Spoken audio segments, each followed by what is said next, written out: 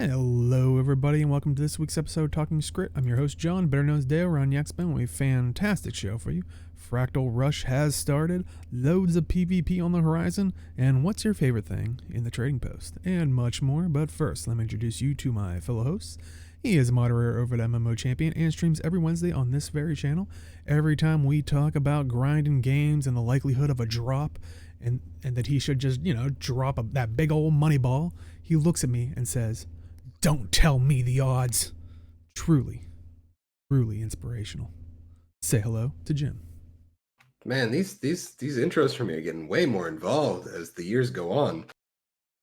But Well, it's tougher hi, and tougher everybody. to put all this stuff in. Luckily, Ryan Reynolds is getting more work, so I could add a couple new things. Yeah, well, at the very least, you don't reference Green Lantern, and I'm happy about that. I did before. At least once, I know. Because it was the happiest day of my life, because speaking of, we're kind of rolling into the Halloween season, The Crossing has that little Green Lantern thing. I remember that intro, because Green Lantern's a fantastic movie. Should I say hashtag it? No, it's not really. Chat. It's on him. He's doing a still. We need a side-by-side with Ryan Reynolds, and everybody will be able to finally see it. He fell into my trap. Anyway. You kind of do. I agree. And you can find her streaming on Twitch, telling her thoughts on Twitter, or even her own website, kitthetraveler.com. Before taking on her own travels, she is going to help us with all this news, but maybe during after show, she will tell us her go-to kit when she is traveling. If you haven't figured it out who it is yet, well, may the six watch over you. Say hello to Kit. Oh. It just makes me think of the conversation you guys were having about, I think, small soldiers or whatever. Oh, in the Discord. Some people have like Lantern out there, just saying. Yeah, I still have to watch that YouTube video. Yeah, it's definitely intriguing. I mean, kind of relating back to Guild Wars 1, that's kind of what I liked about the Mersat was they were villains, but you could kind of understand where they're coming from. Like, their perspective on things, like... But anyway. Yeah. But I mean, the Flame Legion in Guild Wars 1 thought they were doing the right thing, too. Mm-hmm. True. Which I think we'll be able to discuss a lot of this stuff, because one of the community topics, I think, would be place. But before we get to all that, this past Tuesday, we got the Fractal Rush. Like I said, started September 29th, goes till October 6th at 10 a.m. Pacific time. So remember, completing Fractals of the Mist will award Sense of Community trophies. Trade your trophies into the Fractal Research outside of surrogates, leading to the Mist to contribute to the community goal. Participants will receive more bonus boxes of goods for progressing the goal to higher tiers. And so it looks like the tier goals for reaching the particular ones. For tier 1, you're going to get 2 kegs of liquid karma, 3 celebration boosters, a chest of fractal relics, and 20 fractal encryption keys. Tier 2, you're going to once again get 2 kegs of liquid karma, 3 celebration boosters, 1 chest of fractal relics, 3 large mist defensive potions, and 28 fractal research pages. Tier 3, you're once again getting the 2 kegs of liquid karma, 3 celebration boosters, the chest of fractal relics, 3 large mist mobility potions, and the chest of the casual fractal hero. Tier 4, once again, the kegs of liquid karma, celebration boosters, chest of fractal relics, but now 3 large mist offensive potions, and the fractal weapon crate. And then tier 5, once again, 2 kegs of liquid karma, 3 celebration boosters, the chest of fractal relics, and endless fractal challenge moat tonic, and a gold fractal weapon crate, which it's pretty nice. I kind of like the fractal challenge moat tonic. That's kind of cool. It's interesting. I wonder if it's cosplay as a will-o-wisp. I was gonna say, I wonder if it's like kind of I don't think it is, but a slight dig at like, hey, you guys wanted challenge moats, so here you go. I mean, you can be one. As a joke, I mean, yeah, it's like, you want so many challenge moats, here you go. Oh, that's what they should have said. You're Hey, if it's successful, we're going to put challenge modes in every fractal because you'll be able to be one. It would need to be a combat tonic, which would honestly be fantastic. Were you going to say something, Kit? Sorry. I was just saying the same thing, that basically now they can just turn it on. Just click on the person who turns into the tonic. Oh, that would be amazing if that had some kind of feature. You just clicked on your buddy and it just spawned like some kind of monster that just one-shots you as a joke. Like you wanted a challenge.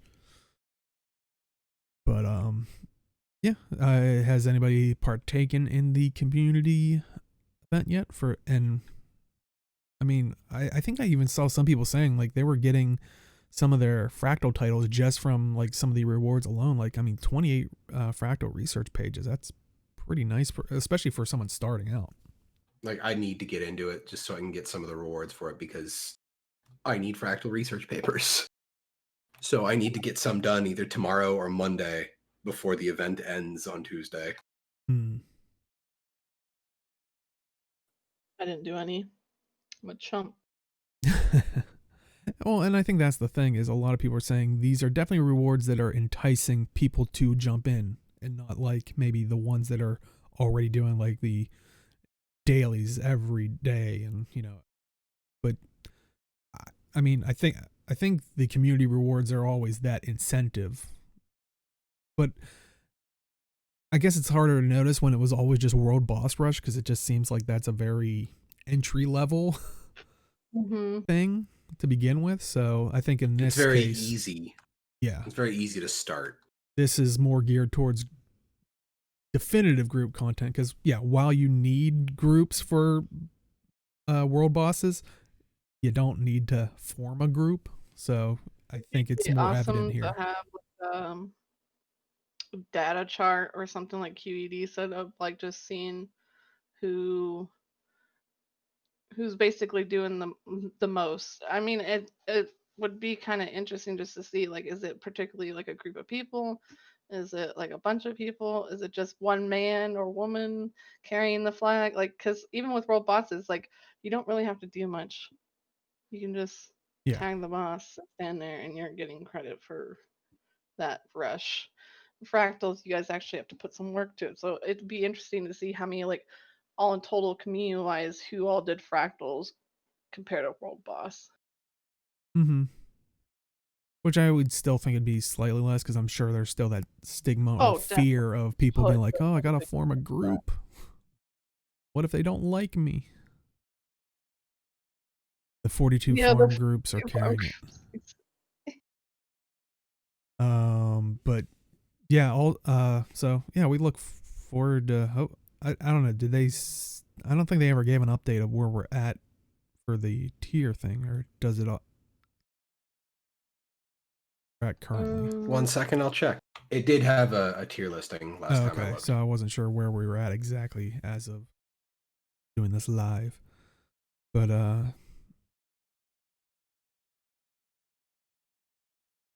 like chat saying the 42 farm groups are making more gold, 23 farm groups push the community goal even more though. Oh, okay.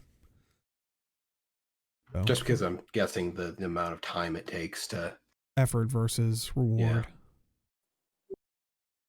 But careful, that's what leads to nerfs. Now, is this only counting for the daily fractals, or is it any fractal being run, filling up the bar? I'm pretty sure it's literally any fractal. I think it's any fractal, yes. I thought you were referring to what the chat was saying.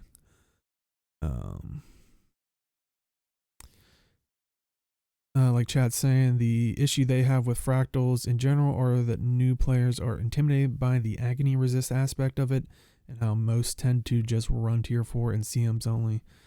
This event doesn't really do anything to overcome that. Yeah, I wish they would have maybe done a live stream. I mean, granted, still won't reach everybody because that's the issue of almost like when they first introduced fractals, of like slowly explaining, because that's the thing, people wanted agony resist was basically a way for them to add a gear treadmill without adding a gear treadmill, since it's only useful in there, because that's what some people wanted.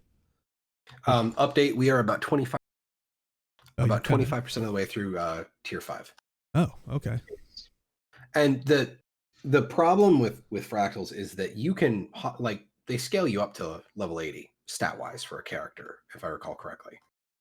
Like, once you go into, like, if I recall correctly, you're given the base stats of a level 80 walking in, but you can't get agony resist until you have ascended gear, which usually is going to end up being your like 6 trinket slots first. So you kind of are limited in your agony slots, like your infusion slots, for a while. They did do a little bit of help with that with like the potions and stuff, but chat is bringing up a good point. I know I read it earlier, or at least last week when we were talking about it, was it's not technically doing any fractal, it's spending the trophies you earn from fractals that push a community goal, but don't they drop from any fractals? I mean, it's not a direct thing, but you know, it. You know what would be a good thing for new players is they should, if they want to teach new players, like just in general, they should make it where, like, if you're just like a brand new account, you can have the choice, of course, to skip kind of like that, like the 80 boosting, but like they should just make it where you kind of just go in like into fractals or into like a little section, and maybe like they'll have like a few NPC slash hero like bots that can just sit there and walk you through just like a baseline of just like how to equip AR. What is AR? What is this? You know, just to so that just like a little kind of like a Warframe when you have to rank up and you have to do like, I don't know, practice with your gun and or jump across thing like something like that, but in Guild Wars 2 style manner of just like teaching a new player that basic honestly, of what it and is. what I don't think, did they remove it? Because I mean, granted, you only get it the first time you go in, but when you first go into PvP and they try to teach you like downing someone and like that like little thing, I think the little tutorial area, I don't remember if that's still in. Like it only happens one time there, but but okay, not it's still there. Fractal. So well, that's like what I'm saying, they should do perfect. something like that, as you're saying. Exactly. Yeah, and like maybe just have some like bots and like character bots, or maybe even just the hero like like the Casimir character, like all them be part of the team and just kind of teach you like a first round of fractals or something. Literally a one-time like story fractal on your first run in. And if you want to do it more than one or something, maybe they can have like a thing where you can practice or something. Sure, whatever, which is kind of fitting, because I mean, I like they had like the cutscene that would play at the beginning of the fractured one that like they added to it, and to show off that it's like you're going through random events and stuff. So yeah, I would like to see and like maybe a one time teach them like agony, like maybe you could throw like, and maybe the system can show you like a few of like what happens, like this is what this agony does to you if you don't have this, and this is why. So then people can kind of get the idea of why you need agony, because I think that's overall the issue is like why you need it, how much you actually need, and why you need so much per thing. Like, you're not wrong, Mofongo. It's just that they don't have I was gonna fractal say mechanics in difficulty. Yes, an open world would be just weird too, because at this point in the game. I would be against them putting agony into open world and higher things, because then that is just adding a gear treadmill, which was what they were against. Yeah, because at the beginning, because like the game's at a certain age now where it's like I don't know, it'd just be weird. And I agree, Mofongo. I think it'd be a short tutorial, but I think because they do have the moat where you can test your agony, but for the majority of people, probably don't know that that's even there, and exactly. And even don't. then, I've had people where I make groups, they don't understand it still. They don't know why. So yeah, and I like you're saying, and like what Chad's saying is how accessible tier 1s actually are. And I remember seeing, I think throughout the week on Reddit, was someone that made mention of like, and I think this goes back to the stigma of the LFG, like how fractals and maybe even raids to a certain extent, I would say probably more like the strike mission, since they're more accessible, I would say, for someone just walking in. But a lot of people are like, yeah, there's never any groups. It's like, and then there's some people that go, if you form a group, people will fill it like that. Like especially low level ones because everybody's looking for them. So, but Well, no and one wants to if make that anything, they could commitment. use tier 1 as a practice round, like a thing to set up people to do. And maybe it gives you a choice of like, do you want to go this in alone so you can learn, or do you want to go as a group or whatever? Just use one of the levels, which would be tier 1 would be perfect because that's a starter one for anyone that's new. And then just go through and learn the basics and how like everything that's important with fractals. Because you can have all this crap inside the fractal thing, like the little agonies resist tester guy. Like it don't matter. I've had people who came in and just like they test it, they dropped on the ground, like, well, why am I getting hurt? And you're just like, okay, well, you need, this, and they're just like, but how do I get that, or what do I do? And you have like that. It's the process of just explaining and like trying to get them to understand this is why you need it. And I agree with chat, like, they initially grew with not needing AR for open world, but like, and this was my worry when the first raid came out, especially because it involved eventually the Mersat, and Agony is kind like, at least originally Agony was used in reference to the power that they could put on you in Guild Wars 1 that you had to find resistance to and all that stuff. So that was what I was wondering, was like, is this how they're going to make certain fractals, or not certain fractals, certain raids harder, and then is it going to bleed into regular world, since technically lore based, now it's in the world and not just restricted to the mist. But like I said, I feel like if they did that, it once again, we're back to a gear treadmill, and my question would be, what is setting Guild Wars 2 apart? Because I think that's one of their selling points, for better or worse. Technically, it's not so much a gear treadmill, if only because there is still a cap to it. Like, you can only have so many infusion slots. The infusions can only get so powerful. The infusions that give you stats are +9, I think, are the highest you can get to an actual character stat. I'm not 100% sure on that.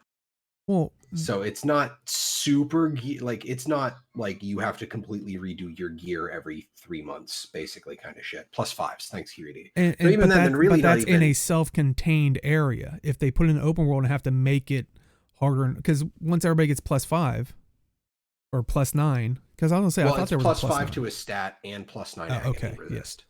But once they get +9, aren't people going to start saying, well, now everything's still too easy? Because then they're going to have to make avenues for people to acquire it outside of fractals. So then it's going to make fractals easier. It's going to make having it be like because there are certain levels of agony that won't drop you. Like, yeah, sure, it's unresistible % max HP damage per tick, but like, you can go over what your agony resist can handle for a bit, and then as you get better and you can avoid the sources of agony, you can, ignore even more of it. But it's based on the fractal difficulty. So depending on the level of, like, I honestly think that an unresistible % max HP damage effect is a useful tool that could be used in balancing situations in open world and other PvE instances.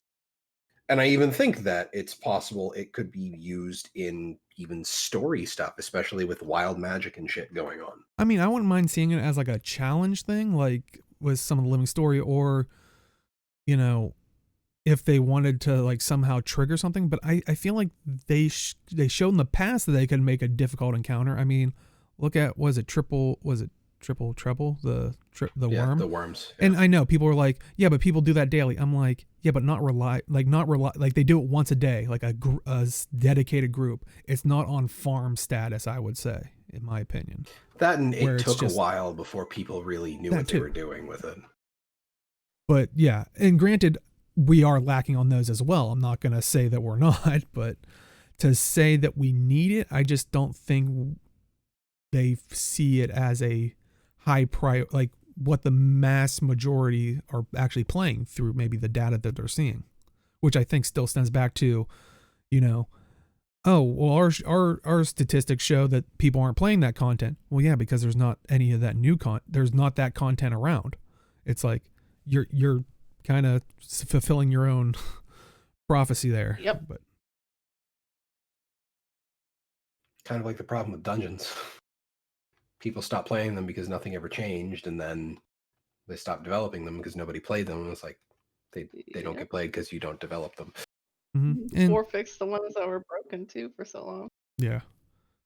And yeah, I agree with Chad of like I do like it contained to the fractals just because I think that was kind of the answer to the people that were like, I want a gear treadmill. It provides that little bit.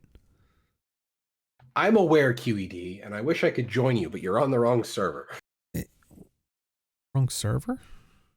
Oh. He plays EU. Oh, okay. I was like, dungeons don't matter, but they do for that.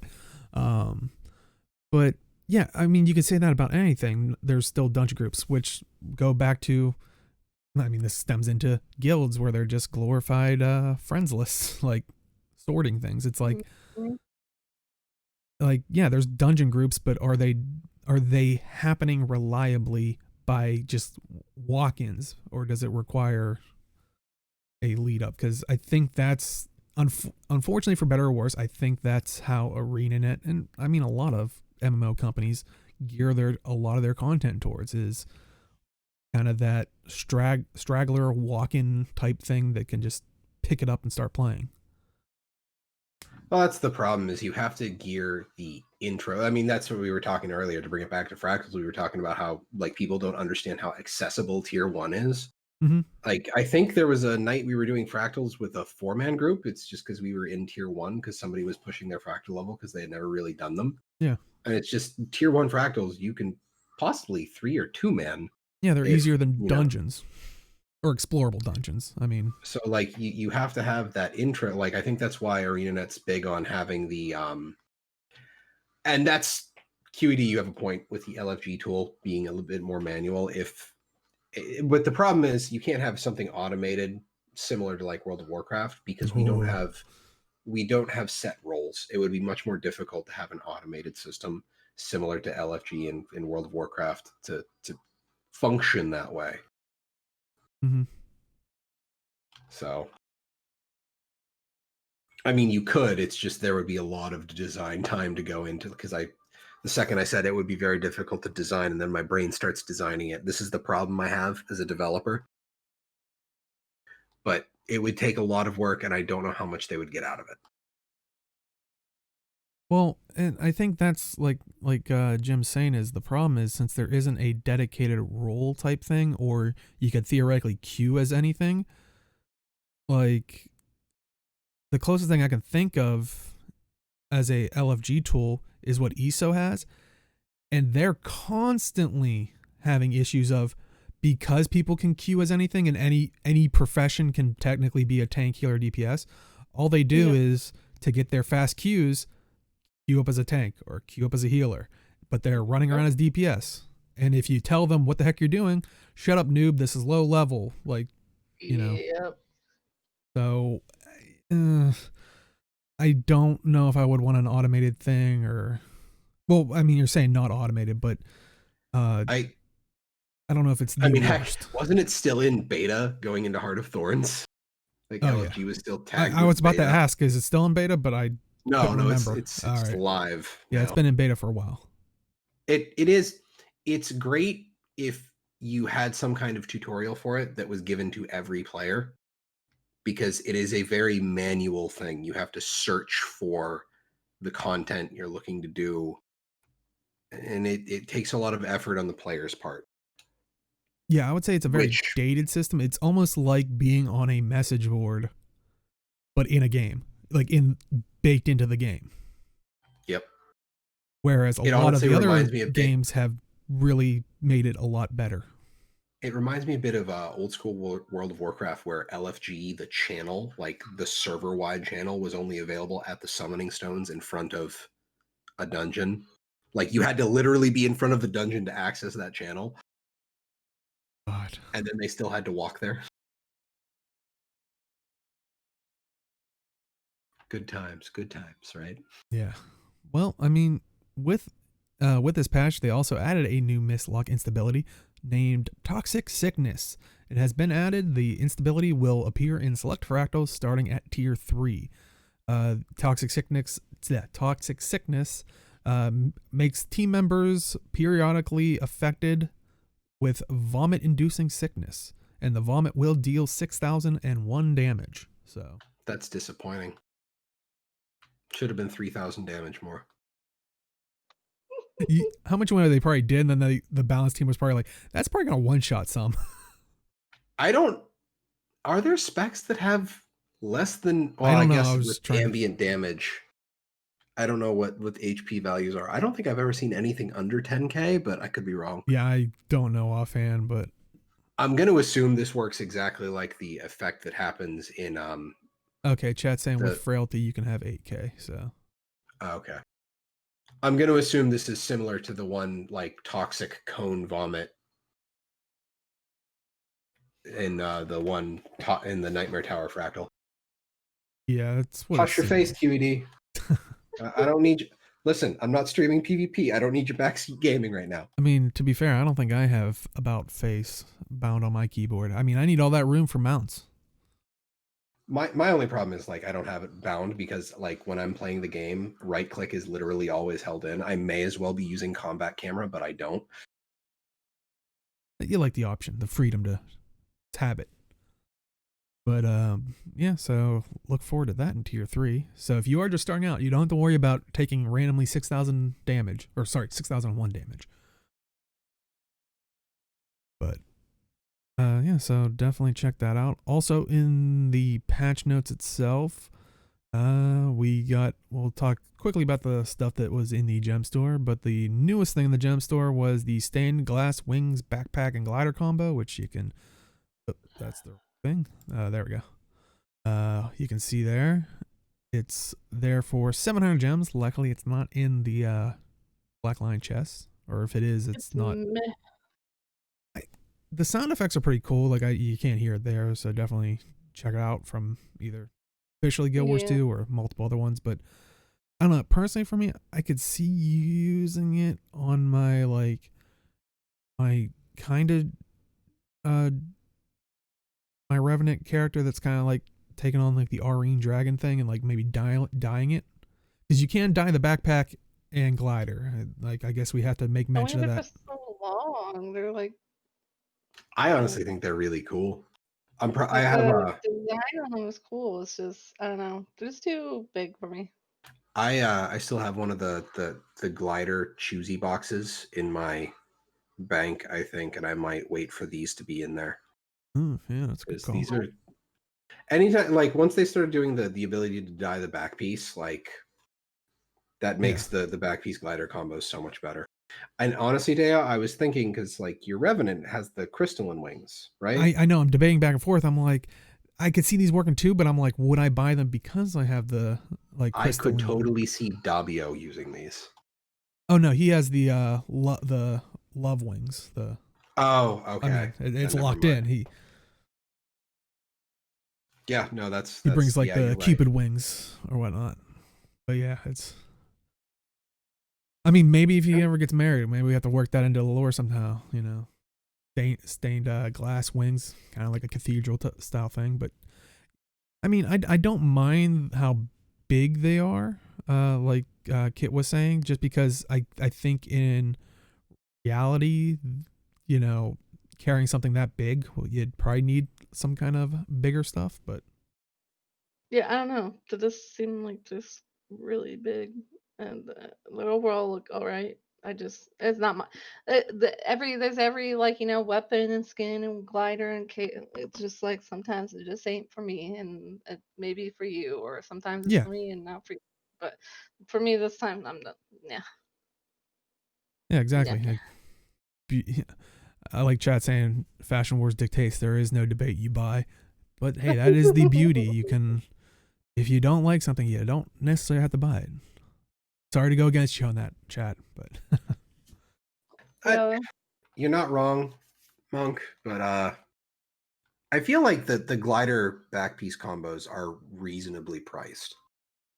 Like I've never had a problem with these. especially now that they I don't are have allowing problems it to be with dyed. Yeah.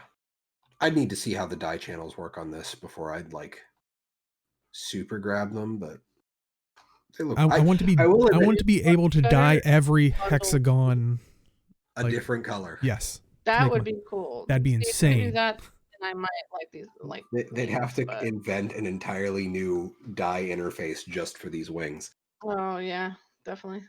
I just want to say I feel like they've gotten better with like the flight animation. I don't know. It's good art design. Taunting the Guild Wars 2 completionists. I could see if like you were able to dye each individual spot, it's like people be getting banned for their wings saying like F you or something on. Yeah, see, that's another problem. Someone would probably write something in it. Yeah. But yeah, I would like to see something like that, or maybe even like guild decorations where you could have that technology. Granted, I once again don't know the limitations of their software, but that would be cool if, like Chat's saying, with how many dyes we have. Too, and outfits. Yeah, but Just like add a few more slots. Yeah, but with like as many dyes as we have, it would be nice to see like more integration with that kind of stuff. Yeah, for sure. So you can show off all this stuff, because why not? Especially since a lot of it turns into just different gradients of the same color. You don't even notice it. But if it was in like something like that small, well, it's like if it was in something that small, it would transition beautifully and stuff like that. So it would be kind of cool. Some of the stuff that's returning, the Devil Horns, Wizard Hat, and Bunny Ears are available on sale for 140 gems, which is 30% off. The Ferocious... What's Halloween, like, I'm crossing my fingers that the Halloween paper bag things come out this year. Every year they get coded out, and every Good year luck they with never that. show up in the store. I'm just hoping. Hoping that this year they show up. I don't think they're ever going to happen. I was saying, I'm not holding my breath on that. If it shows up, I need everyone to just message me, and I'm buying. I will spend gems because I'm buying all of them. Hear that, ArenaNet? The ball's in your court. The money ball, like we talked about in the intro. Also, the Ferocious Cat Ears are available for 280 gems, 30% off. And also, for a limited time, the Warclaw Frontline Mount Pack returns for 2,000 gems. And also the Mist Stranger Axe Skin, Mist Stranger Shield Skin, and Sun Touch Scythe Staff Skin return for 600 gems. So Ooh. If you want to, the Ferocious Cat Ears are mandatory for the human female meta. Oh, jeez. Cat ears, bunny ears, any animal ears, human meta, get it. And I think the cat, like you say that, Aaron, but like, aren't the cat ears and the rabbit ears like less than usual for helm skins? Oh, less than usual. I need dog ears next, people. Get them in there. Like if I remember right, they're slightly less than most helm skins. I can't even remember what the general price for the helm skins used to be. I mean, on sale, of course. I'm pretty sure, but yeah. Here's what Halloween capes gonna look like. There's gonna be a cape for sure coming out. Yeah, hopefully. But any other thoughts on the patch notes that came out on the 29th?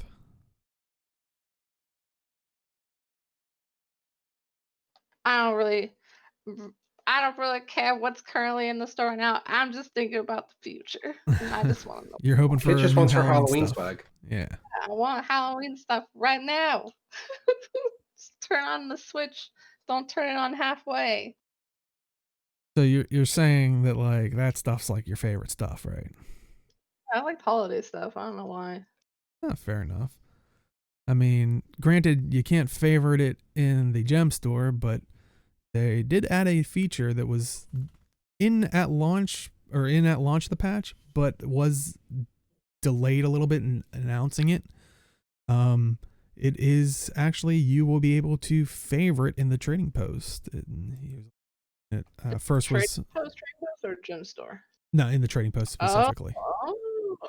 But I Interesting. guess to allow for quicker access to some of the stuff that maybe you're heavily trading or anything like that. But I know it was first kind of discovered by from what I saw, Reddit user Corn1x1. So You don't think bots are gonna abuse that, like those weird trader bots? I mean, You know, favor all the T6 mats or whatever, and ectos and mystic coins. I don't know. and- Does it send you like a notification, or is it just so you can see it when you first log in? Because I don't know. I never played with that. This is the first time I heard about this. I mean, I didn't get any I was curious. notifications. Like I Any worries about that? but yeah, I think it just kind of puts it at the top of like when you go into like that area of like what you want to see your favorites. So I don't. I mean, sure, it's somehow going to get abused at some point, but that's any feature in anything ever. Oh yeah, definitely. But I don't know if they can make it automate in the sense of like, oh, notify me when it's below 1 silver so I can buy it all. And then like, I don't think it's in that regard. Right. I would actually be really worried if they ever. It's just a tab. Okay, yeah. that's what I'd be worried if they ever added any kind of like automated controls to the gem store, store to the trading post. Mm-hmm. If anything, put it in the cash shop so the gold sellers have to buy something first. I'm kidding, of course. Please don't do that. I know, I put it out into the world. It's my fault now. But yeah, it's a nice little feature that, like I said, they did add it to the patch notes like after as like a subsequent one. My guess is because it probably I know they talked about in the past is they usually have a cutoff date to type up the patch notes so it can be I'm sure cleared and all that stuff. I'm sure that missed the cutoff, or they weren't sure if it was going to be fully ready by that point. But John is Evil Corp CEO. No, of course not. But I can be ArenaNet if you need one. He's got a degree in psychology. He can be very evil if he wanted to. No, you're silly. But I could for the right price. No. Oh boy. I feel like sometime down the road this will come back and bite me. Yep. But yeah, so nice little feature they added. But also, any thoughts on that? Is there any other like quality of life features? And I know this is probably open up a can of worms, so we're gonna limit it to any other quality of life features you would want to see in the trading post or like that tab of like gem store trading posts. Because I know if I open up the can of worms, we'll be here all day of like, what else would you like to see in the game? I wouldn't mind seeing notifications. Like flag something in the trading post with a, hey, send me a notification whenever this thing happens, like a price hits a certain threshold. See, but my worry would be is that then it would be abused like we were talking about earlier, because then you would have bots going like, then the bots would have to like the notification would come through the in-game mail system. You'd have to note like the amount of you have to make it feasible for someone to click through, but really crazy to like have a bot recognize. Okay. So like you have a mail show up that says, "Hey, thing." The mail shows up, and before you open it, you gotta answer CAPTCHA questions or pictures. You have to click the mail open. Which one's Queen Jenna? Is this her feet? But I wouldn't mind seeing that as an April Fool's joke actually now for next year. Yeah. All the mail's gonna have CAPTCHAs. Actually, I like that, Mofongo. That would be a good idea. You have 3 buttons: pick up gold, pick up items, pick up all. Yeah, I was gonna say that's kind of my too, for just like picking up separate things instead of all. I mean, technically, I could imagine you picking up an item for like buying an item for one character and just saying, "Oh, I'll just leave it on the TP and grab it on this other character," instead of like having to take it to my bank. But at the same time, like you can just leave the gold there too, since gold is account wide. Now that a gold's account bound. Okay, now I'm not misremembering this. Gold wasn't account bound at the start of the game, right? No, or it wasn't. Yeah. No, because there used to be achievements for having so much gold in your bank. So it was something you would have to put in your bank and then put to the other person, and so. Okay, that's how you get the "I'm rich, you know" title, right? I'll take your word for it. I don't know what it was called, but I remember there was one where there was like, have so much gold in your bank. I don't really use the TP like heavily enough to really. Yeah, same. The only thing I think of is what. Yeah, because I was gonna say they already added that feature. Well, it's probably not as well known if you don't aren't up with everything. But what is it? You type in is it something like I am Evan Nash player or something, where it puts it in list view instead of. I know that was a year ago at this point or something that was put in. But maybe chat knows better than I do. But I know there was something like you typed in something like a command like something about Evan Nashblade or something like that, and it would switch it so it wasn't all the it would shorten it so it was just all the text lines. But honestly, that should be more readily put in there as well. I mean, how many people are going to know about that? That's been in there since old LA. I was gonna say, I know it wasn't there at launch. I forget how long it was, but I know they put that in after a while. But yeah, so it's been that long. All right.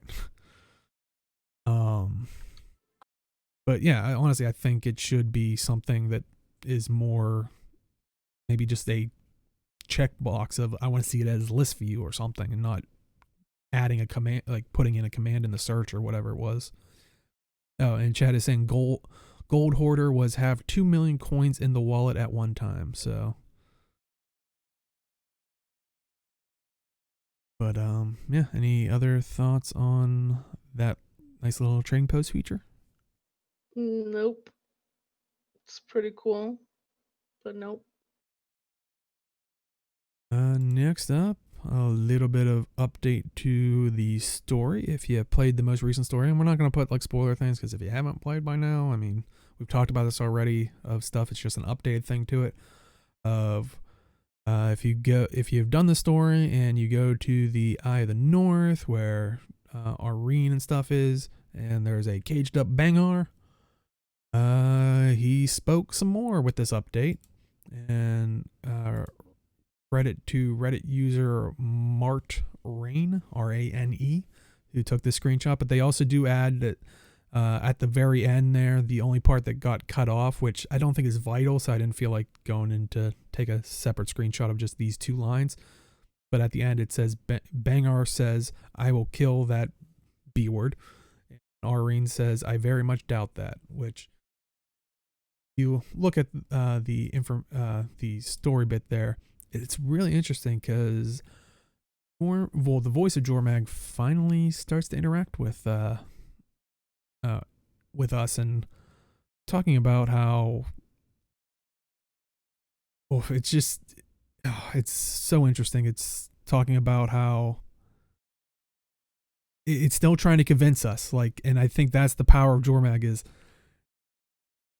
it feels like you're not being corrupted, because evidently you are being corrupted, because we've seen that with the Sons of Svanir and stuff. There is some form of corruption, but it isn't it starts to make it feel like it's not an involuntary thing. It very much, they convince you to do it type of thing, which I think we've always said in the past is the scariest thing about, I think, Jormag at this point.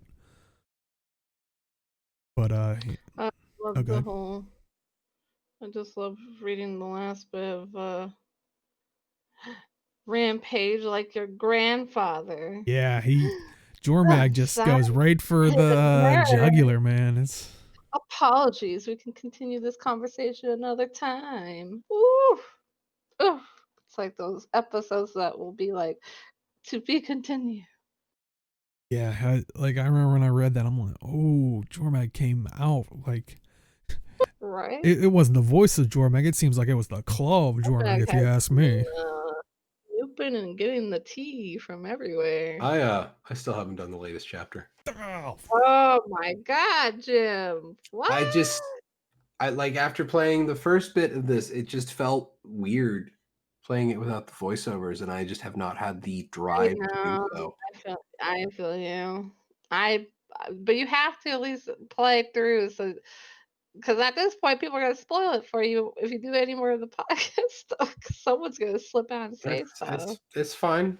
I kind of already have an idea of the things that happen, and it's not something I'm like without the events happening in front of me. It doesn't Okay, hit as hard. It doesn't hit the right. same. So Yeah, I know, I get you. I'm that's why I'm like, I'm really hoping the next episode has voice acting by now. although I'm But definitely appreciating all the puns with this. Like oh yeah, definitely. mm-hmm. And it seems like, you know, chat is also there with you. They're still waiting on the voice acting from the first one. And also, I do agree with like what chat's also saying of they really want to see it with voice acting because for them, they could imagine that there was a tonal voice change with the Jormag stuff. Because I think what was it the pre-episode thing, or was it the first episode where it was definitely the first episode because we meet the one guy that's being the voice for right now that like is like that gnarled up like frozen corpse thing, and just the voice that's going through it, like it was just amazing. So I could imagine it was something more akin to that. the animation from Yes. that, the like whole puppet on a string thing, and you can tell the body is just falling apart while Jormag is still speaking through it, and it's just like the story. Like there are people who like poo-poo the story all the time with this game, and I think those are people that compare little MMOs bit. to any story, which, yeah, if you have a single player story, it's never going to be the same. Like an MMO is never going to hold up to a single player story. But it's not even that. Like people are saying that the story sucks. I'm like, I've seen worse stories in like single player blockbuster games that people like love, and I'm just like, I like what's going on here, but it's the little things. Like I was talking before about the animation on the Goram wings, like the ambiance of everything in the Icebrood Saga has been fantastic, and I love it. I would hope so, QED. Yeah, I hope they do.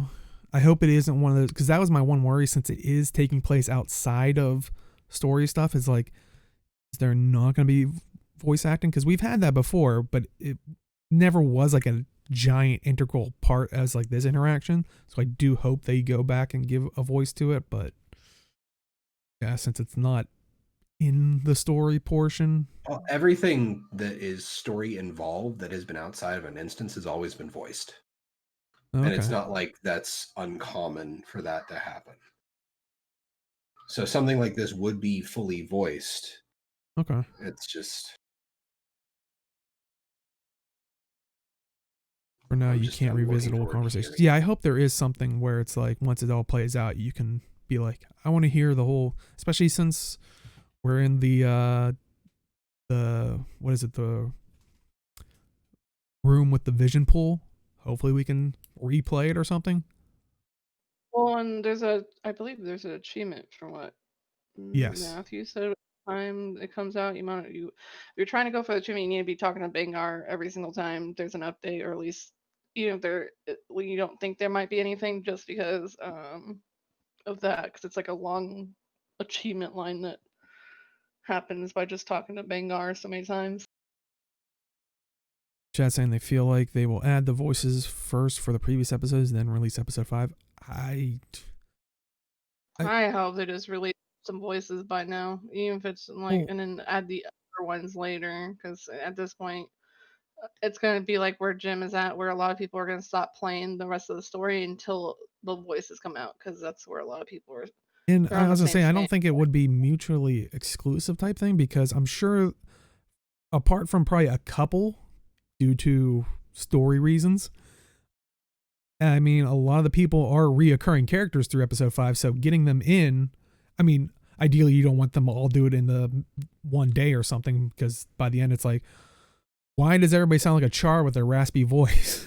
Like, but I would imagine since they probably already have them all there, hopefully They definitely need some voice acting overall for this whole camp, like, because they brought voice acting obviously in at the beginning, and that's what set the tone to this. And Jormag is obviously really, really, really needed to be doing the voicing because it like so far, even just reading that, if I was in game reading that, I'd still kind of like, yeah, that hit a nerve to Irene. Ooh, she got her. Yeah, it's But nothing at the like same the time, voice doing it. yeah, like it'd be awesome to hear it in voice because then you're gonna be like, woo, like taken back by the stuff because it's Jormag, the actress, did really well at putting like the personality behind Jormag's, character. And same thing with Bangar, whoever does the voice for Bangar and stuff like that. So it's like they definitely need voice acting back because I feel like the rest of the story is just it's gonna hit a flat note because it's like yes,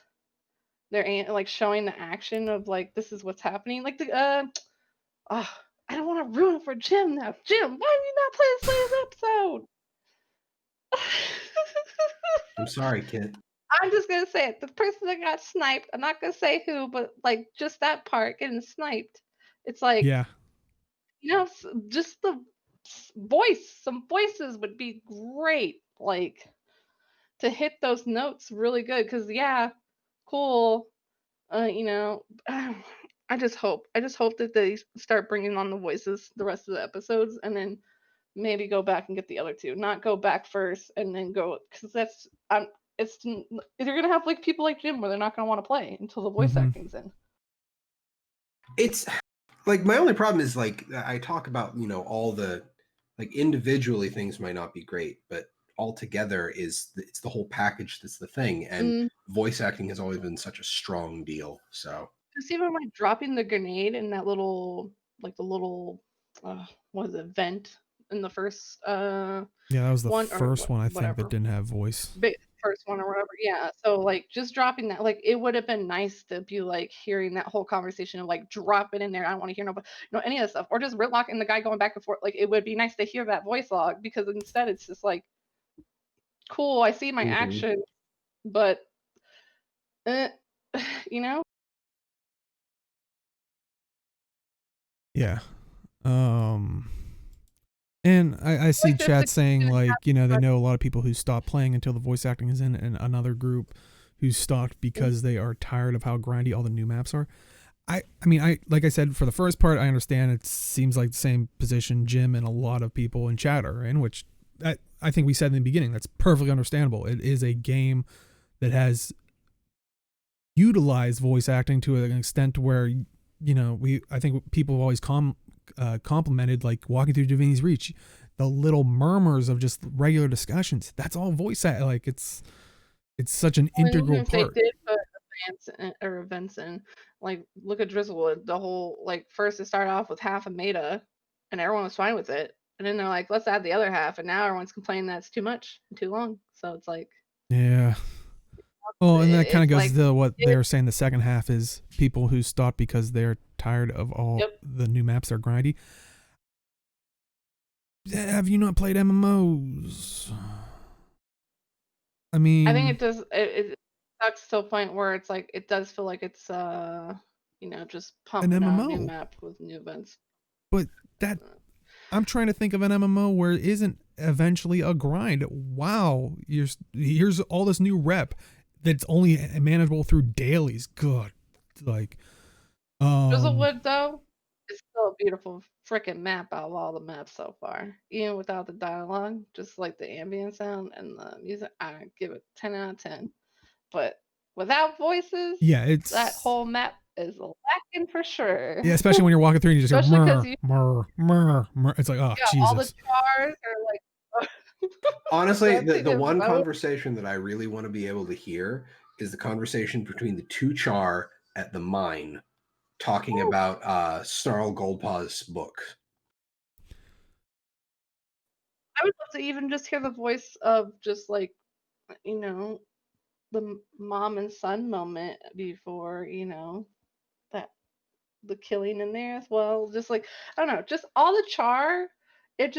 I like their voices. I don't like playing them myself, But I love their voices because it's just like you have to use a lot of But oof and stuff like. Carnifex, I feel like Drizzlewood is still lucrative, even if you can only spend half an hour on a map that's going. Yeah, not as lucrative as if you stay the whole time, but and apologies, chat, if since we are talking a little bit about Drizzlewood and you haven't been there yet. Yes, spoilers. Some of the dialogue is murr.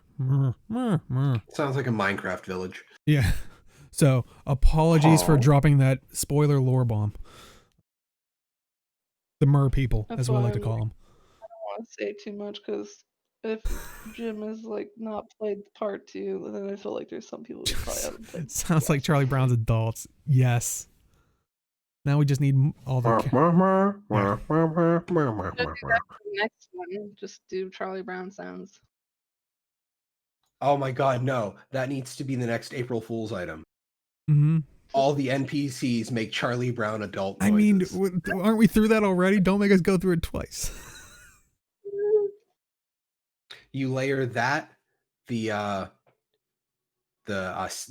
bobblehead, and the airplane one. Or because you get the there we go. If we're gonna do the Charlie Brown thing for April Fools, all the dialogue is replaced with the every slash dance is the like Charlie Brown like stupid mood like his dance thing. Oh my god, be amazing. And everybody has an automatic aura where it's a stink cloud. You're welcome, Anet. Actually, there would be people who would love a Pigpen infusion.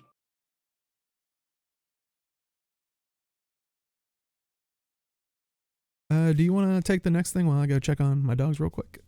Yeah. I don't want you guys. I don't want them to fight about it because it sounds like they're having a tournament. It's taking. Oh my god! Even when he's leaving, he does the transition. The man is a machine. Anyway, we've got PvP tournaments.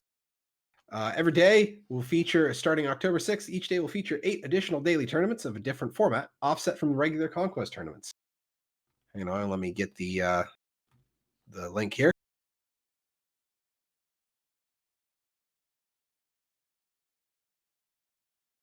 So on Tuesday, there will be 2v2 deathmatch tournaments. There's going to be a 3v3 deathmatch on Wednesday. Thursday is going to be a Stronghold tournament. Ooh. Stronghold's not dead, guys. Alive. 4v4 team deathmatch on Friday. 2v2 team deathmatch again on Saturday. 3v3 deathmatch again on... I could have just said either or because they're repeating. 3v3 on Sunday, and then October 12th, Monday is Stronghold again. Where's 1v1s? 1v1? I'm out. Honestly, I feel like they could totally do a 1v1 map as like just a piece of a bridge floating out in the mists, kind of like Final Destination style from Super Smash Brothers. Yes. That would be pretty cool. Though the game, like, I don't play 2v2 or 3v3.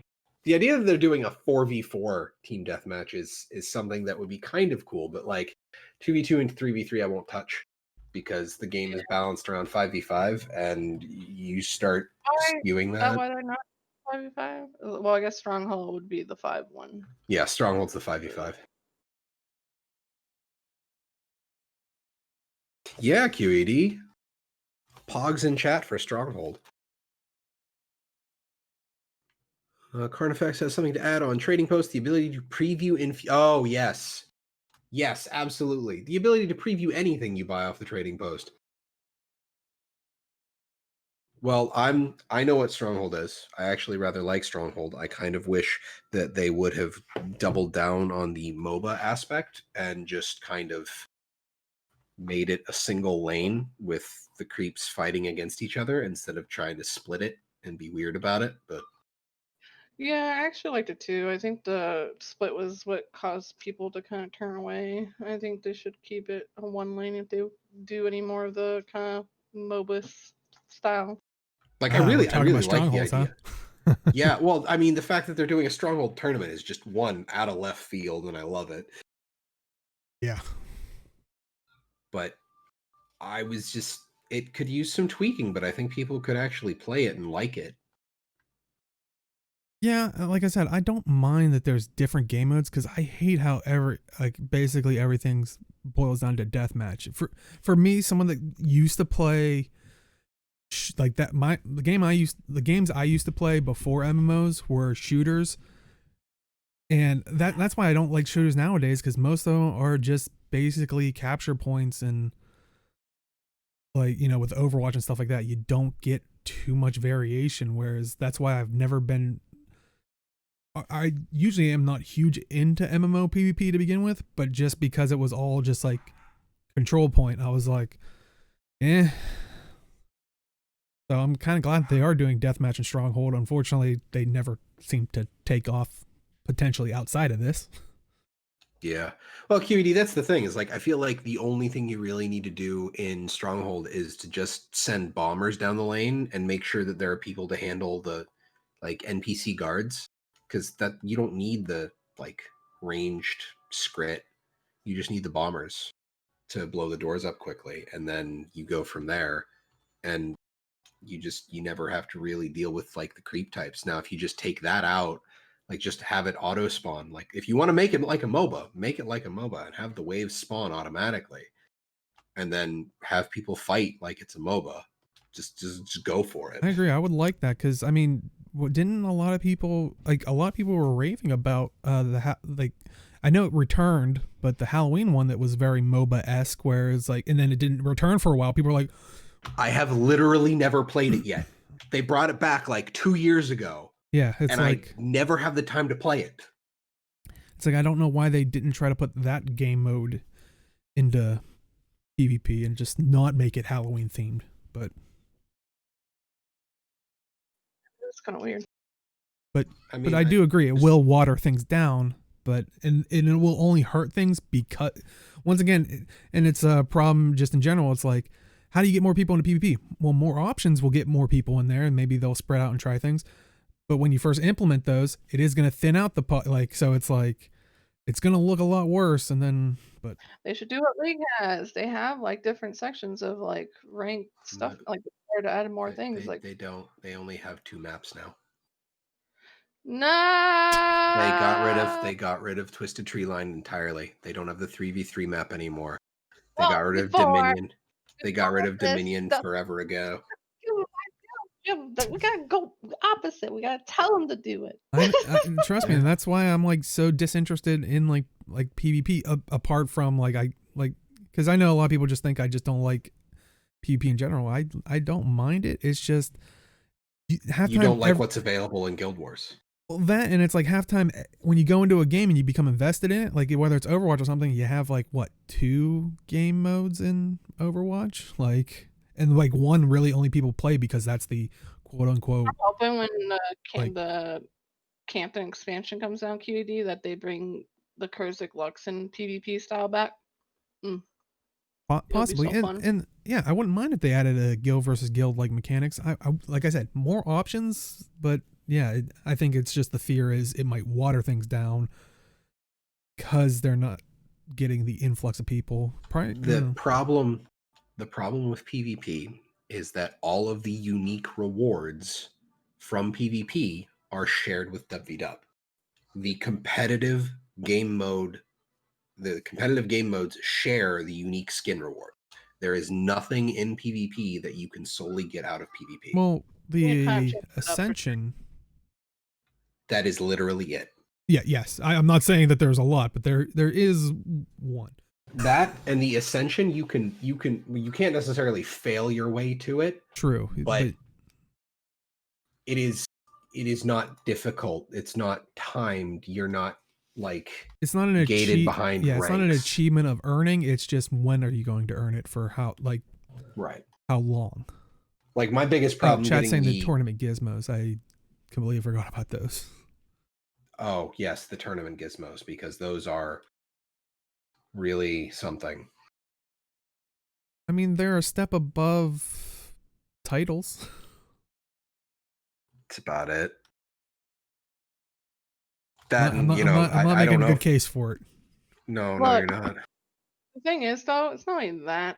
It's the fact that, okay, if we're gonna get down to the core of things here, There's the win trade still going on. There's the people who abuse the top tier system, so you can't even get those unique rewards that are super cool. So you're basically stuck with, like Jim said, World v World tier like rewards. Because if you're gonna be realistic here, Well, and Chad is and saying people, the PvP and World War One armor sets are issue. aesthetically different. So Yeah. So it sucks though, because you can't even really go for those rewards if you really want to, unless you somehow outbeat the win trade system, the bots, the AFKs, all other stuff. Sure. Wait, the So Warlord set I get from PvP is different from the Warlord set in WW? I don't know. I mean, Looking I'm it just up on going the by what wiki. chat says. I'm not a PvP aficionado, unfortunately. views, I thought they were the same. Warlord is not the one which makes legendary, but I think the point that he's making is you can still acquire that set.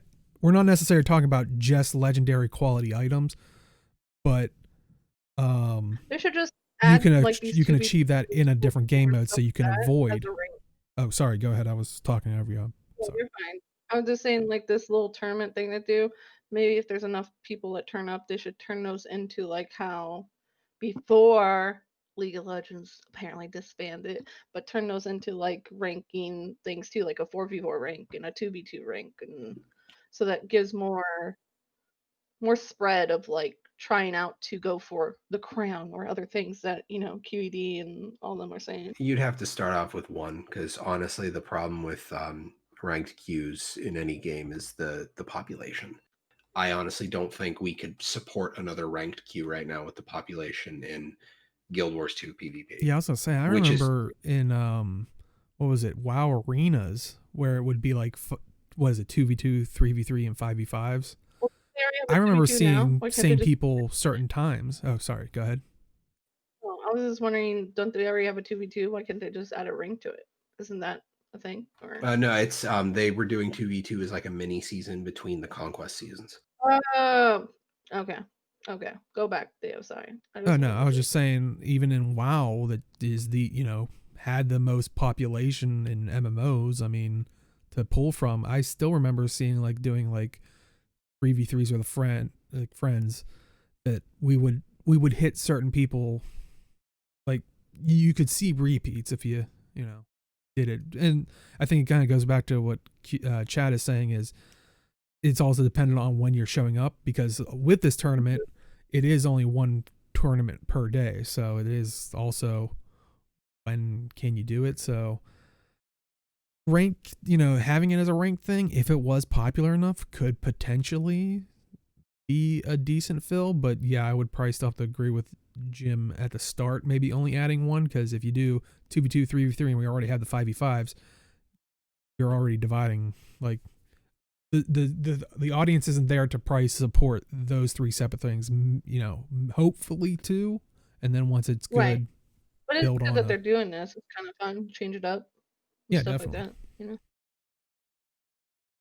But also, I don't know if you said it, but during all this, you can get the greater Call of the Mist effect, which will be active during the event. So great opportunity to earn extra rewards for playing just in general. So if you can't hit the tournaments, maybe you can just get one of those other rewards that we were talking about, since it's not really reliant too much on win lose or anything like that. It's just time investment. Yeah. I think Any I'll definitely check it out. thoughts on the official PvP tournaments? I guess it should be a good way to say it.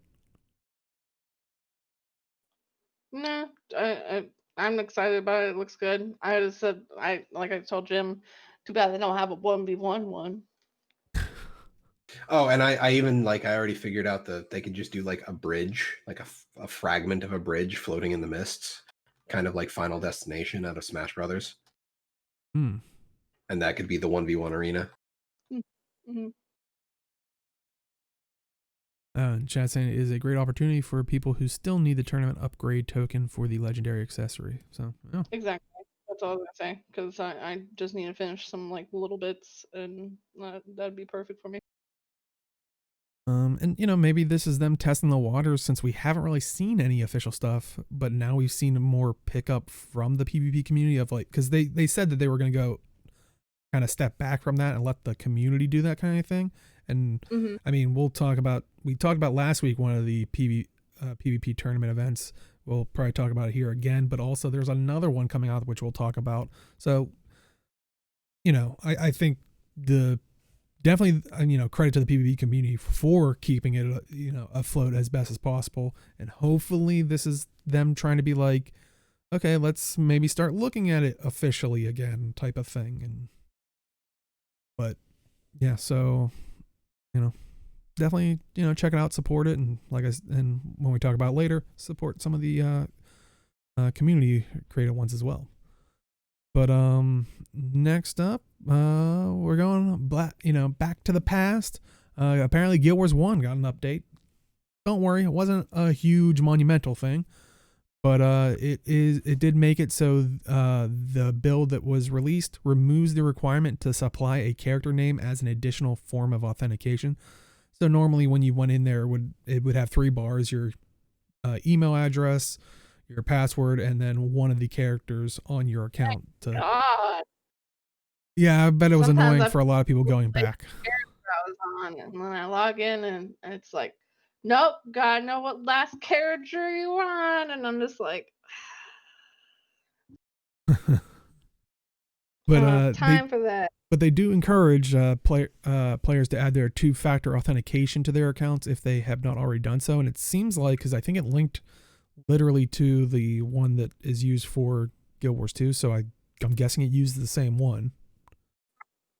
That security system or something. The 2-factor one that I think uses the Google authenticator. But it doesn't seem like it's a requirement, but it's just heavily encouraged.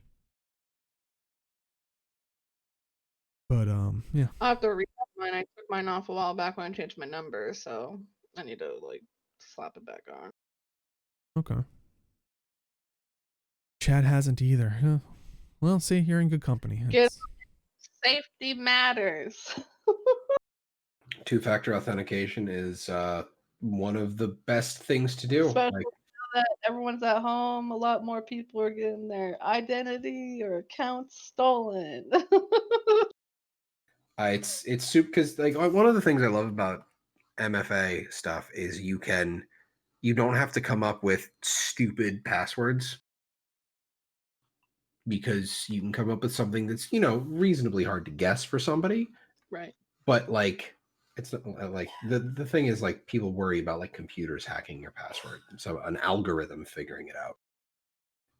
You have something that somebody can figure out, and then you have multi-factor authentication, because then not only do they have to have your password, they need to have your phone. Exactly, QED.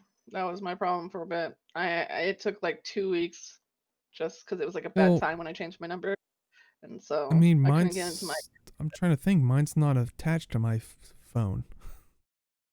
You can have it through email.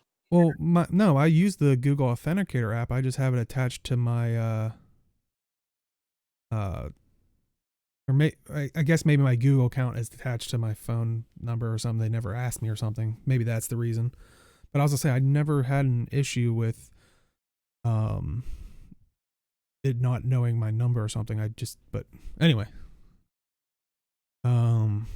But I have had issues with 2-factor authentication, but also when I used to keep things on my phone and it reset, that's when I stopped putting those apps on my phone, because I tend to keep phones for way too long. And then when operating systems are just like, it's so old on this thing, we're just going to start it over from scratch. And I'm like, oh, there goes everything, and I'm locked out of all my video games. Thanks. So, but that's personally a me problem of, like I said, I hold on to technology for way too long. Yeah, I mean, definitely check it out. And I know chat has hinted at, if you do 2-factor authentication for Guild Wars 2, you do get a mini pet. So that little bit of incentive. I don't think there's anything for Guild Wars 1 except the safety of your lineage of characters. But Any other thoughts on that? Well, next up we have Community Corner, and first up in Community Corner, it is that time of season. Talking about voting, the importance of voting. And I think this is one of the more important ones out there. Not the most important, but probably a good one. What? One of our good friends, AFK_Queen, did a poll and kind of hinted at a future project, but she was saying that it was a personal project. So I don't know. Hopefully we see more of it and get to talk about it. But is this not where you thought I was going with it about the whole voting thing? No? Okay. But she posed the question, what race do you think has the most interesting personal story in Guild Wars 2? And she did leave out human, but for discussion purposes, maybe we'll talk about it here. But so you have Sylvari, Norn, Asuran, Char, and human. And I'll throw a link in chat because I think live it still has a couple hours left.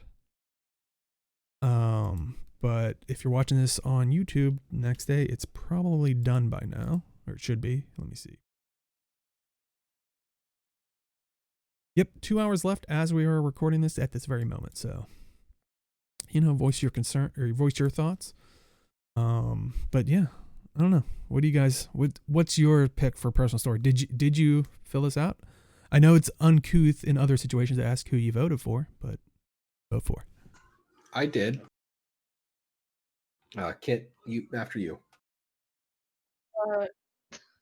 She's gonna hate me for this, but I picked Char because I know that's what she doesn't like to play. Oh. See, I'm there with Char as well. I'm a terrible friend. Don't tell me what you don't like, because I might.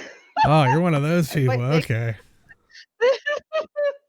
Yeah, but it was funny because she talked to me in the Discord about it. She was just like, a lot of people are picking Char, and I just sat there quietly, like.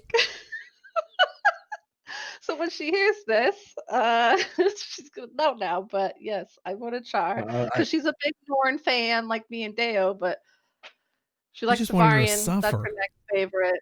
But I had to pick the Char.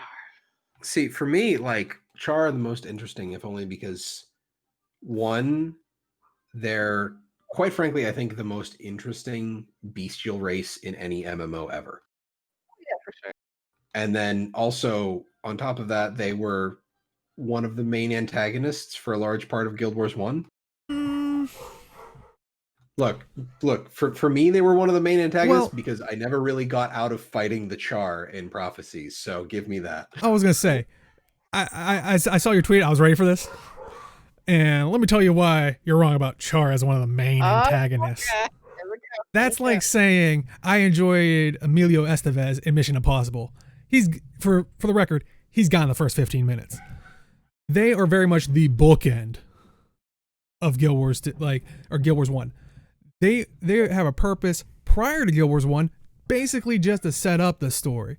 In Guild Wars 1, you quickly leave them behind and go fight amongst internal conflict of humanity. And at the end, they go, oh, hey, we're still jerks up here, and we gotta, we're trying to fight against them. Like, basically it's one of those things, subsect coup to take them out. But it's the first impressions, though, is like, you get Ascalon and you have to deal with the Char, but everything's nice and beautiful and great, and then the searing happens. And, like, kind of leaves an impression. So when you go from these are the people that did the searing to they are now player characters, I think that's impressive. If anything, the only good thing about them is they are the warning sign to humans in Guild Wars 1 of why you shouldn't blindly follow faith, i.e. the 6 gods, because they follow their deity that was technically controlled by something else, and they were driven to their extremism of, they basically, because of a lot of things throughout history, especially the Flame Legion that stemmed from that. They no longer wanted women to have any kind of power because of that fear of that like uprising stuff and all that stuff. You know, and like I said, they're basically just a warning sign to humans of like, this is what you could become.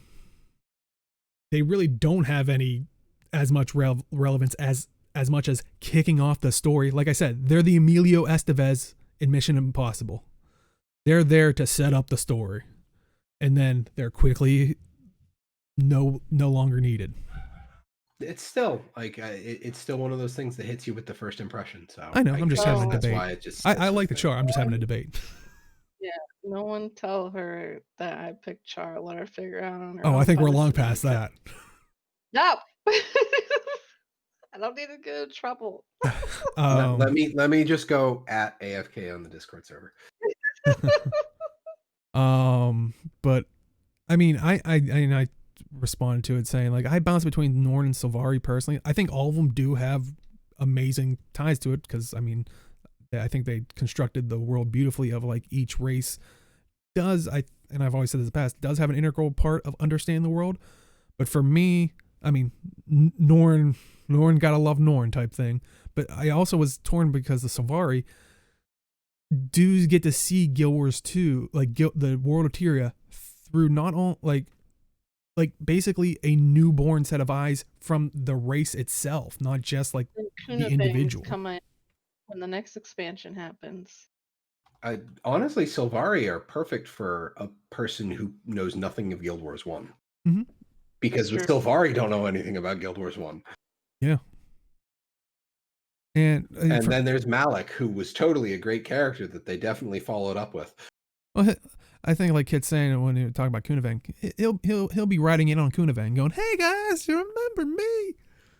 It's not going to be Gandalf on Kunavang saving us from something. Oh, now I want that to be a thing. Not Gandalf, but I want Malik to be riding in on Kunavang to save us. So I think everybody would scream like, "Okay, Guild Wars 2 jumping the shark." No, usually the shark jumps at you. Yep.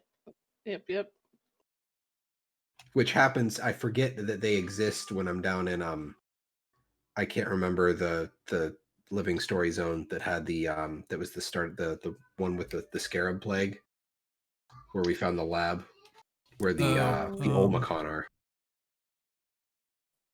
Oh yeah. Sandswept Isles, thank you, Hat. If you're running around on your skimmer in Sandswept Isles, you'll sometimes get knocked off your skimmer by a shark. Mm-hmm. Chat saying not only that, Sylvari characters have the unique conversation during Heart of Thorn story. Yeah, very true.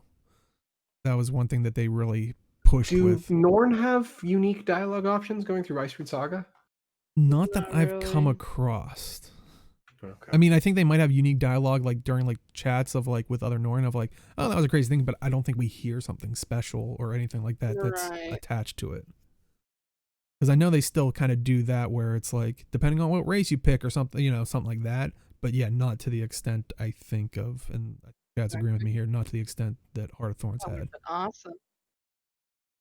Yeah, but I guess it doesn't make sense from that aspect because they just kind of, the Norn were the ones there being. I would totally join Jormac. I'm sorry. Jormac has a sexy voice and she can whisper anytime and I'll follow her, even if I was a Norn. Can't. What? The Elder Dragon doesn't love you. Fine, I'll go. No, the Sons of Svanir my don't naughty love you. Jug corner and just hope that one day she does love me. That's what Jormac wants, is you to be like, just take me. And see, Jormac wants you to do it. Wants you to want it. But yeah, no, I think there's a lot of good options there. So definitely, you know, voice your thoughts, but you know, as long as it's Norn. Because clearly Char is the wrong answer. That's the right answer. Do it. You really want people to let her know, huh? You're just oh, you're evil.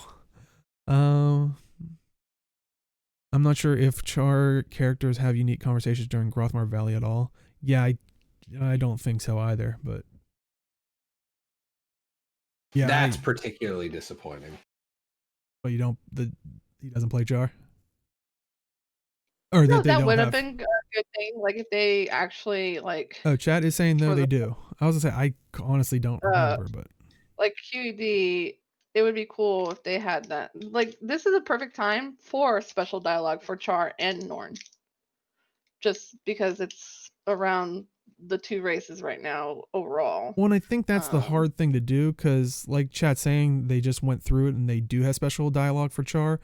As much as, like I said, with Norn, there's that unique dialogue occasionally in there, but it's not coming from the Elder Dragon like right, that's what I it, mean, because overall, it's that wouldn't make sense in that situation either. So I guess, yeah. It would be like the thing that I would like to see is stuff with like the spirits, but we haven't directly interacted with any of the lost or corrupted spirits like Right. directly that I've experienced. I Don't was give gonna me say, those eyeballs. sure. Oh, yeah, because never mind. Yeah, yeah. Jim, get on it. Get on the next episode, and then you will be. Part of me wants to just not, just to keep you all flustered. That's why I was just like this. I'm like, yeah, we definitely Yeah, didn't. I was like, wait a minute. There is some. What are you talking about? But yeah, so like I said, if you haven't played story, we're kind of not holding back on spoiler stuff anymore. But if people want to be respectful like that, feel free to. But that's always been our kind of policy: is first couple weeks, maybe month, if it's a huge integral thing. But I think we are well past that. But yeah, yeah. So definitely check that out. Voice your opinion, and it's important to vote in all aspects. I'll For a just leave it second, at I that. thought you were gonna like this current real vote, and I was gonna be like, then you better start doing this speech dialogue for every country. Oh boy.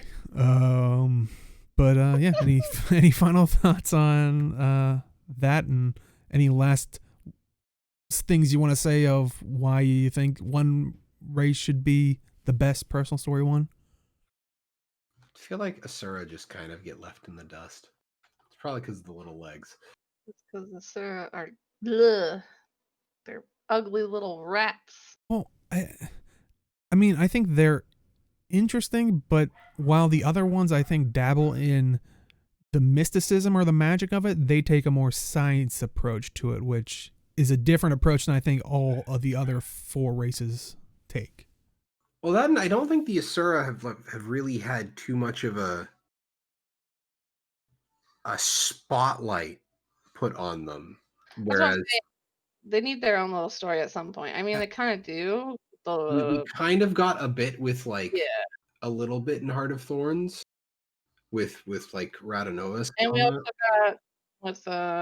got with PO, like the first season of PO after POF or whatever, like that little Yeah, with the whatever. I can't even think of the name. Where Timey basically got oofed again almost. I can't remember what the enemy Asuran faction is. I Inquest? can't even think of what they're called. Yeah, the But Inquest. yeah, there we go. Yeah. See, they're so irrelevant that we don't even know anymore, and we've been playing this game for so long. I Amen. remember. You gotta get these rats some stories, or I can't keep up on them. I'm worried if they feel like they've had their lore explored in Eye of the North, which granted is Guild Wars 1 and separate. I mean, because I would say you get more understanding from the Asuran in Guild Wars 1 than the Norn. Like the Norn, you get a little bit of culture, but I don't think as much as Asuran. I think the issue though is not everyone plays Guild Wars 1.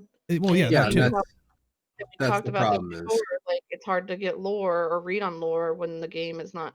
Well, but that's not why playing the Jim's choosing Chars, because they're the as he likes to call it, the primary antagonist. Look, they last for more than one mission, and they are responsible for a very big deal thing. So he's like, saying that Asura, step up your game. You guys are dying or flopping out too fast. I That's mean, why the fell in that Fractal advertisement, the first one to fall. Just saying. Hat does have a point. It's Yeah. hard to care about the Asura when so many of them are just really obnoxious. Yeah, that too. I was Yeah. gonna say that's most of the time I can't stand most of them. And then the good ones end up dying. Rip Or Blish. disappear for a little bit. Char in the most interesting position lore-wise. I'd like to hear your I mean, they thoughts on could that. make a good storyline if supposedly, because like I said, Felicia said that she's in the talks of all that stuff again. So if maybe they bring her back somehow, and maybe something with time, like maybe because Timey did give a warning that her sickness was getting worse, so maybe that will be like later on after Iceberg and after this Canton expansion, we go into the next phase of things, and maybe that's when the little rats come out and play. Who knows? But I don't know. I probably for time's sake we'll probably continue this potentially after show, because I'd definitely like to yeah. hear your chat's thoughts of why they feel Char in the most interesting position lore-wise. Because then I can tell you why you're wrong, and it should be Norn. Because Norn, you should vote for that. Anyway, no, but seriously, definitely check that out. Like I said, about 2 hours left on that poll if you want to voice your thoughts on it. Next up, we have just in time. We talked about them in the past, but just in time for the Fractal Rush thing. Discretize Fractal Guide update.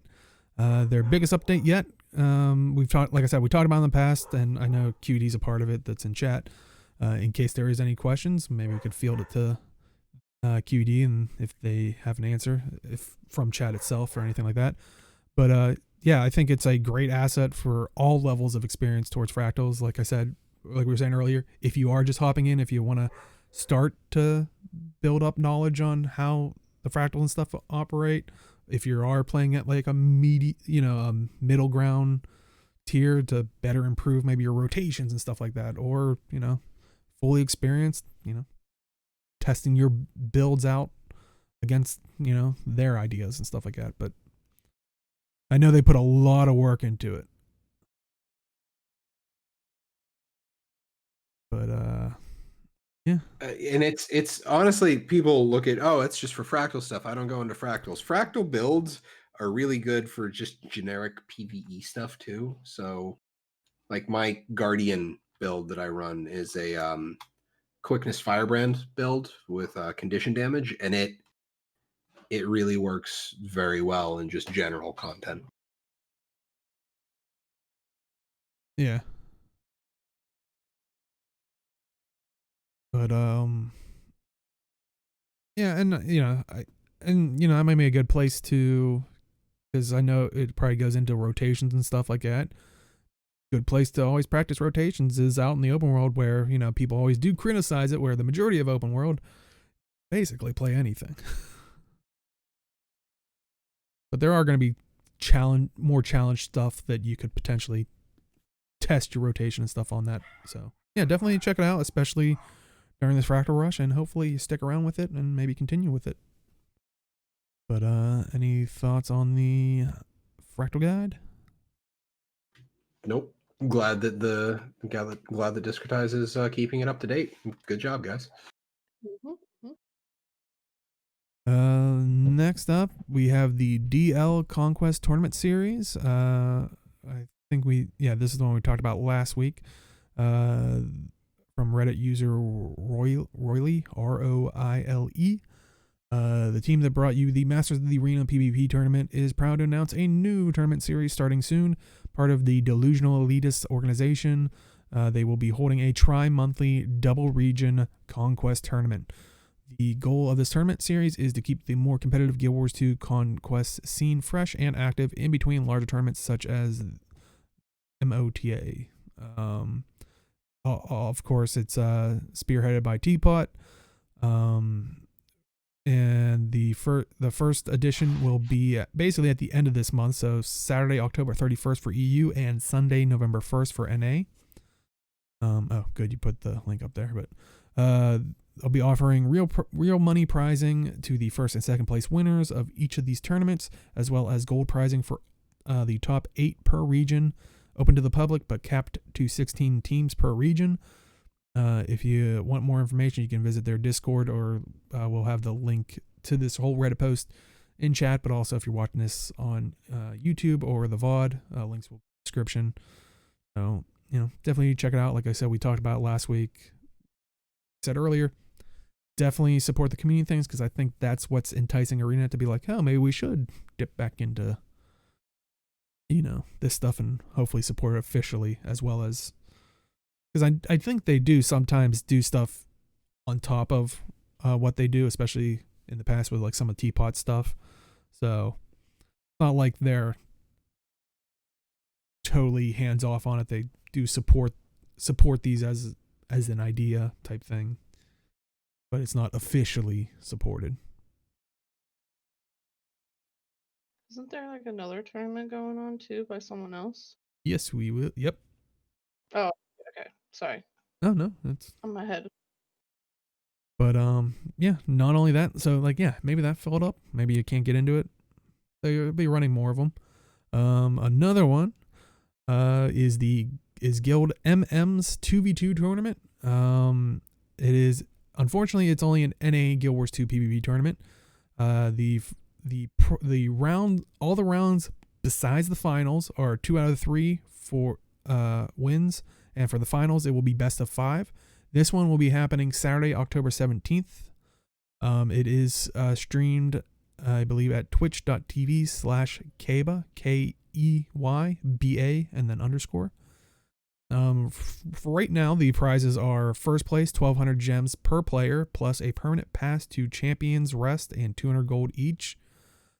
Second place, 800 gems per player and 100 gold each. Third place, 400 gems per player and 75 gold each.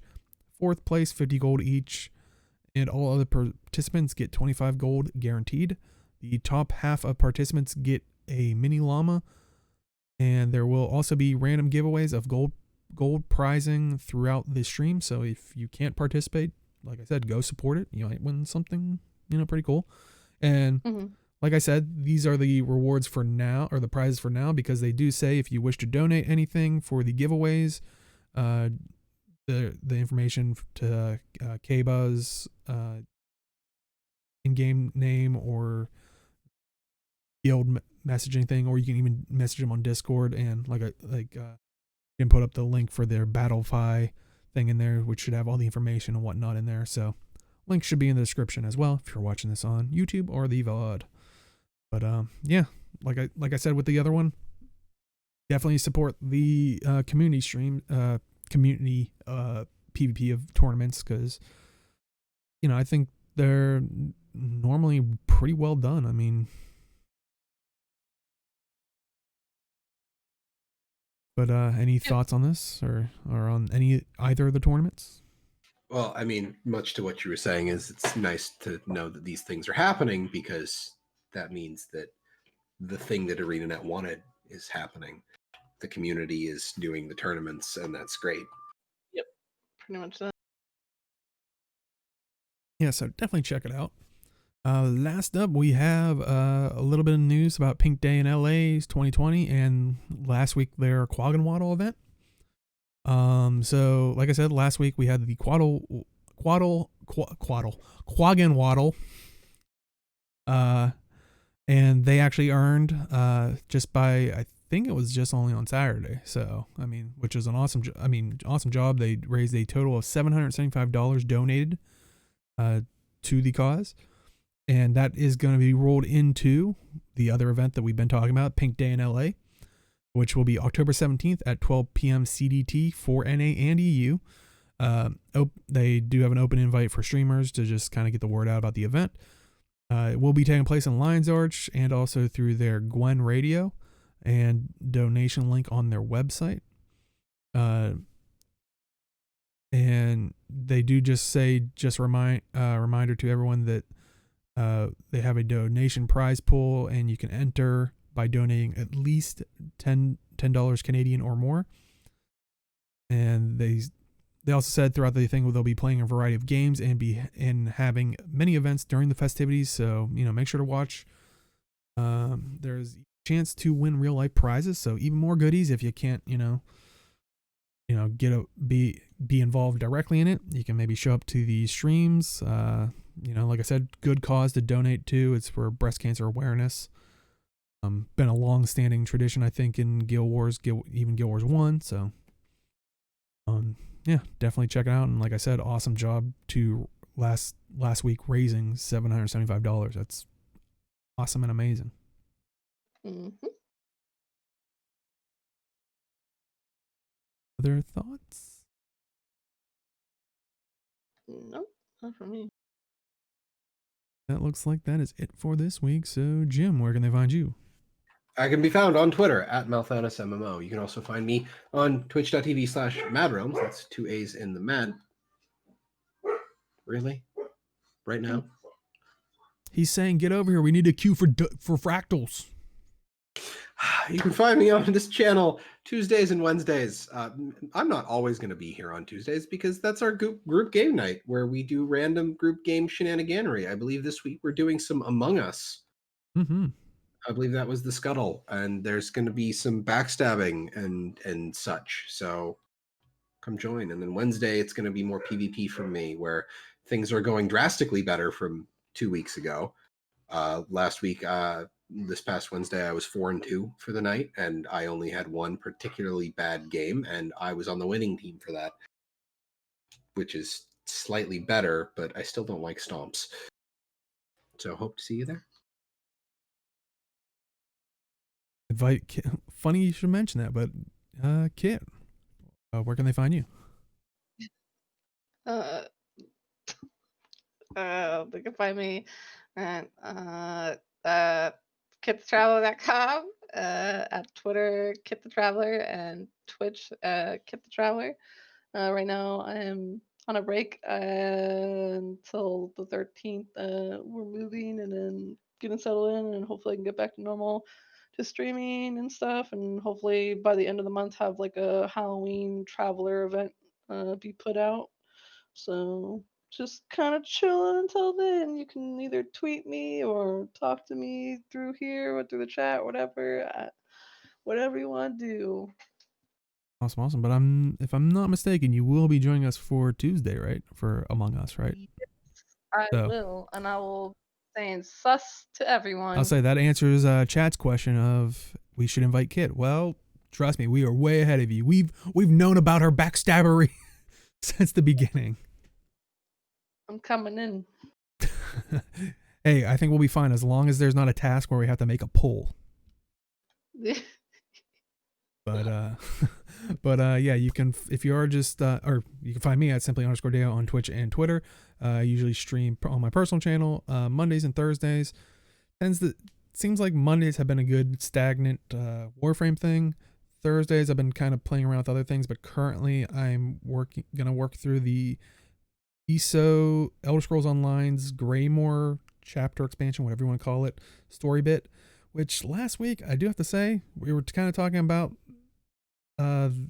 how story in Guild Wars 2 has been lackluster.